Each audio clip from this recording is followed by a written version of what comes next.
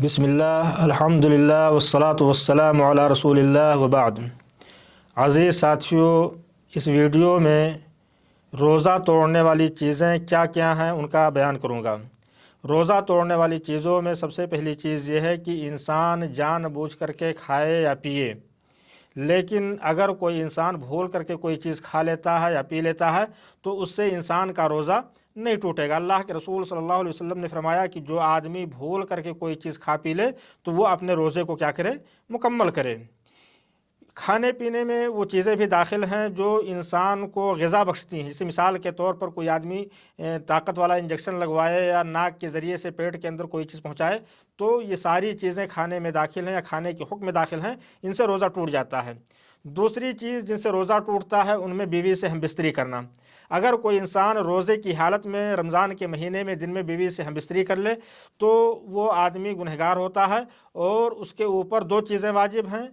ایک تو یہ کہ جس دن اس نے بیوی سے ہم بستری کی اس دن کے روزے کی قضا کرے بعد میں، اور دوسرے کفارہ، اور کفارے میں یہ چیز ہے کہ انسان یا تو گردن آزاد کرے، اور غلامی کا دور ہے نہیں کہ گردن آزاد کیا جا سکے۔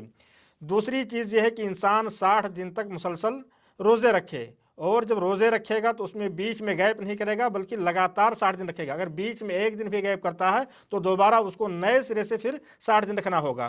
اسی طریقے سے تیسری چیز جن سے جو کفارے کے اندر ہے وہ یہ کہ 60 مسکینوں کو کھانا کھلائے۔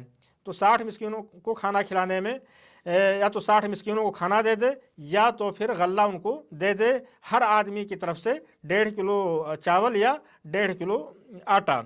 اسی طریقے سے روزہ توڑنے والی چیزوں میں سے منی خارج کرنا، وہ منی خارج کرنا چاہے وہ مشت زنی کے ذریعے سے ہو یا کسی کو بوس و ہمکنار کر کے ہو یا اسی طریقے سے غلط ویڈیوز وغیرہ دیکھ کر کے ہو، ان ساری چیزوں سے روزہ ٹوٹ جاتا ہے۔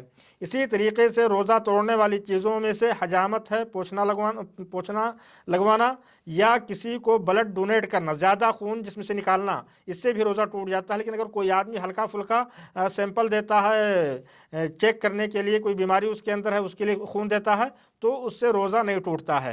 اسی طریقے سے روزہ توڑنے والی چیزوں میں سے کوئی آدمی قے کرے، اگر وہ جان بوجھ کر کے قے کرتا ہے تو اس کا روزہ ٹوٹ جائے گا، لیکن کوئی انسان بیماری کی وجہ سے اس کو قے ہو گیا یا الٹی ہو گئی، اس میں اس کا دخل نہیں ہے تو ایسے شخص کا روزہ نہیں ٹوٹتا ہے۔ وآخر دعوانا الحمدللہ رب العالمین، وصلی اللہ علی نبینا محمد وعلی آلہ وصحبہ اجمعین۔